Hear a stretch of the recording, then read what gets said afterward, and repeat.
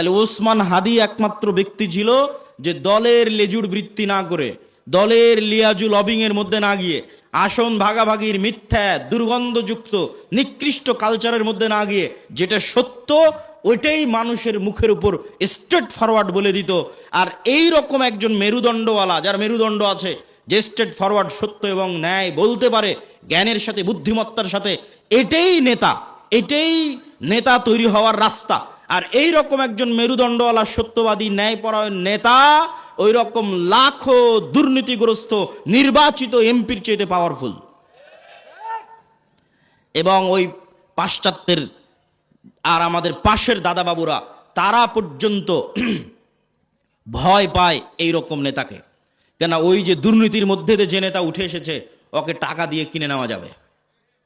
ভারতও ওকে কালকে টাকা দিয়ে কিনে নিতে পারবে, আমেরিকাও ওকে কালকে টাকা দিয়ে কিনে নিতে পারবে। ওকে বলবে তোমার যত দুর্নীতি করার ইচ্ছা করো, টাকা পাচার করে নিয়ে আমার দেশে চলে আসো, আমি যা বলবো তাই শুনবা। তো ও যেহেতু এই দুর্নীতির প্র্যাকটিসের মধ্যেই বড় হয়েছে, তো ও কোনোদিন দেশের পক্ষে কাজ করবে না অন্য দেশের গোলামি করবে? অন্য দেশের গোলামি করবে।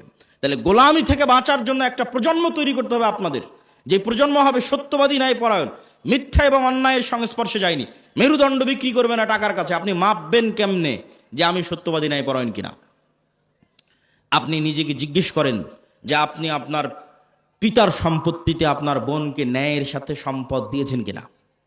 আপনার পিতা আপনার দাদার সম্পত্তিতে আপনার ফুফুকে ন্যায়ের সাথে সম্পদ দিয়েছে কিনা? যদি দেখেন হ্যাঁ ন্যায়ের সাথে বন্টন হয়েছে, তাহলে আপনার মধ্যে নেতৃত্বের গুণ আছে, আল্লাহর দৃষ্টিতে আপনি নেতা হতে পারবেন।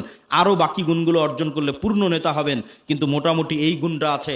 আর যদি দেখেন যে না আপনি ন্যায়ের সাথে বন্টন করতে পারেননি, আপনি নিশ্চিত জেনে রাখেন, আপনি নিশ্চিত জেনে রাখেন আজকে আপনি আপনার স্ত্রীর সাথে ন্যায় করতে পারেননি, আজকে আপনি আপনার বোনের সাথে ন্যায় করতে পারেননি, আজকে আপনি আপনার পিতা মাতার সাথে ন্যায় করতে পারেননি। ওয়াল্লাহি আল্লাহর কসম করে বলছি, ওয়াল্লাহি আল্লাহর কসম করে বলছি, যে তার বোন তার ফুফুর সাথে ন্যায় করতে পারেনি, এই ব্যক্তিও যদি নির্বাচিত হয়ে ক্ষমতায় আসে, সেও গত 16 বছরের চেয়ে বড় দুর্নীতিবাজ হবে। তাহলে নেতা তখনই তৈরি হবে যখন ন্যায় এবং সত্যবাদিতা তার রক্তের মধ্যে থাকবে। আর মিথ্যা গোলামির কালচার। ইব্রাহিম আলাইহিস সালাতু ওয়াস সালামের 2 সন্তান, এক সন্তানের নাম ইসহাক, আর এক সন্তানের নাম ইসমাইল। ইসহাককে রেখে দিলেন জেরুজালেমে, আর ইসমাইলকে রেখে দিলেন মক্কায়।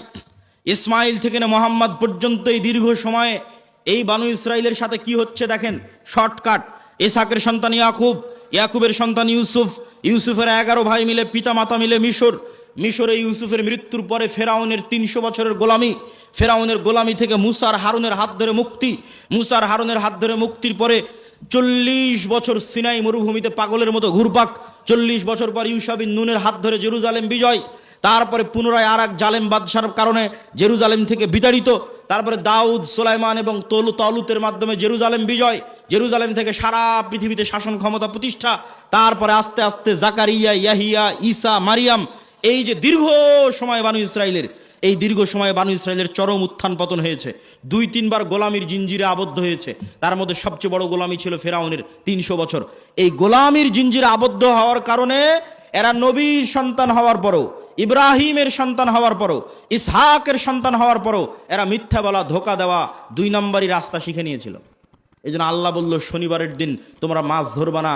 দাউদ কোরআন পড়ে, মাছেরা কোরআন শুনতে আসে, জাবুর শুনতে আসে। এরা করলো কি, শনিবারের দিন মাছগুলো আটকে রেখে দিল, রবিবারের দিন ধরলো। কি পরিমাণ ধোকাবাজ! অথচ এরা নবীর সন্তান, ইব্রাহিমের সন্তান, এই সিলসিলার সন্তান। আর এইদিকে এই যে ইসমাইল থেকে মোহাম্মদ পর্যন্ত এই লম্বা সময়, সেম টাইম, এই লম্বা সময়ে মক্কায় কোনো নদী নাই, মক্কায় কোনো ফল ফসল উৎপাদন হয় না, মক্কা কোনো বড় ব্যবসায়িক কেন্দ্র নয়, মক্কা কোনো বড় রাজনৈতিক কেন্দ্র নয়। ফলত বিশ্বের কোনো পরাশক্তি, না রোমান না পারস্য, কেউ মক্কা দখল করেনি। মক্কা দখল করে কেউ কোনোদিন ইসমাইলের সন্তানদের গোলাম বানায়নি। ফলত ইসমাইল থেকে মোহাম্মদ পর্যন্ত ইসমাইলের সন্তানেরা শিরকে লিপ্ত হলেও 2 নম্বরই দুর্নীতি, জুয়াচুরি, ধোকা, এই রাস্তাগুলো থেকে অনেক অনেক দূরে ছিল। এর 2-1টা উদাহরণ আপনি দেখতে পাবেন। Abdul Muttalib, Abu Taleb, Abu Sufian. Abdul Muttalib Mohammad ইসলামের দাদা, ইনি মুশরিক, কিন্তু আব্দুল মুত্তালিবের হিস্ট্রিতে কেউ দেখাতে পারবে না যে ও মিথ্যুক, মানুষের সম্পদ মারে নাই, 2 নম্বরই করে ধোকাবাজি করে, এটা দেখাতে পারবে না। আবু তালেব মুহাম্মদ সাল্লাল্লাহু আলাইহি ওয়াসাল্লামের চাচা, মৃত্যু পর্যন্ত ইসলাম গ্রহণ করেনি আল্লাহর নবী এতবার বলার পরেও। কিন্তু আবু তালেব সত্যবাদী ছিল, ন্যায়পরায়ণ ছিল, মানুষকে ধোকা দিয়ে, মানুষের টাকা নিয়ে মেরে খাওয়া, জুয়ার চুরি, ধোকাবাজি এগুলো বুঝতো না। এই জন্য আল্লাহর নবী বলে গেছে, আল আইম্মাতু মিন কুরাইশ, মক্কা বিজয়ের পর প্রায় সব কুরাইশ ইসলাম গ্রহণ করে নিয়েছিল। সব মক্কা বিজয়ের আগ পর্যন্ত তারা কাফের থাকতে পারে, আল্লাহ নবীর সাথে যুদ্ধ, মারামারি সব কিছু করেছে, কিন্তু মক্কা বিজয়ের পর প্রায় সব কুরাইশ ইসলাম গ্রহণ করে নিয়েছে। আল্লাহ নবী বলেন, আল আইম্মাতু মিন কুরাইশ, আমার উম্মতে যতদিন নেতা হবে, খলিফা হবে, কুরাইশ বংশ থেকে হবে, ইসমাইলের সন্তান থেকে হবে। আবু বকর কুরাইশ বংশের, ওমর কুরাইশ বংশের, ওসমান কুরাইশ বংশের, আলী কুরাইশ বংশের, সব ইব্রাহিমের সন্তান, ইসমাইলের সন্তান। সম্মানিত উপস্থিতি, কি বুঝালাম এটার থেকে? গোলামি মে বদল জাতি হে কওমো কা জমির, গোলামি করলে জাতির চরিত্র চেঞ্জ হয়ে যায়। আমরা যে 190 বছর ব্রিটিশের গোলামি করেছি এবং আমাদের স্বভাব চরিত্র চেঞ্জ হয়ে গেছে, তার একটা আলামত আমি নিজে ইউরোপ সফর করতে গিয়ে পেয়েছি, চাক্ষুষ একটা আলামত বলি। আমি মনে করতাম সারা পৃথিবী ইংরেজি ভাষা দিয়ে চলে।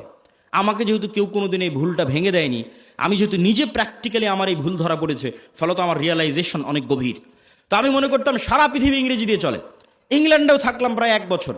এই ইংল্যান্ডে থাকা অবস্থায় যখন ফ্রান্স গেলাম, স্পেন গেলাম, ইতালি গেলাম, স্পেনের যখন কর্ডোভা, গ্রানাডায় যাওয়ার জন্য যে বিমানবন্দরে নামলাম, ওই বিমানবন্দরে নেমে এক্সিট লেখাটা আমি ইংরেজিতে খুঁজে পাচ্ছিলাম না। ইংরেজি ভাষার এত অনুপস্থিতি যে বাহিরে যে বের হবো, কোন রাস্তা দিয়ে বের হবো, কোথায় এক্সিট, কিছু খুঁজে পায় না, সব স্প্যানিশ ল্যাঙ্গুয়েজ। যারা এয়ারপোর্টে দায়িত্ব পালন করছে, ওদের সাথে গিয়ে যে ইংরেজিতে কথা বলবো, ওরাও ইংরেজি বোঝে না। আরে অন্তত এয়ারপোর্টে দায়িত্বশীল তো ইংরেজি বুঝবে। এত উন্নত রাষ্ট্র স্পেন, এত উন্নত রাষ্ট্র ফ্রান্স, এত উন্নত রাষ্ট্র ইতালি, ইংরেজি জানে না। আমার তো মাথায় ঘুরে গেল, কেন ইংরেজি জানে না?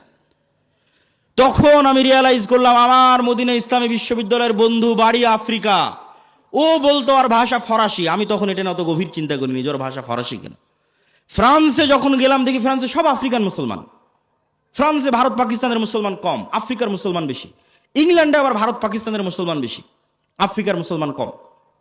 তখন সব রহস্য ভেদ হয়ে গেল যে ওর ভাষা কেন ফরাসি আর আমার কাছে কেন ইংরেজির এত গুরুত্ব, জন্মগত কেমনে অটোমেটিক। সবাই আমাদের দেশের মানুষ জানে যে ইংরেজি অনেক গুরুত্বপূর্ণ ভাষা, অথচ ইউরোপের অধিকাংশ দেশ ইংরেজির কোনো ভ্যালুই নাই, দামই নাই।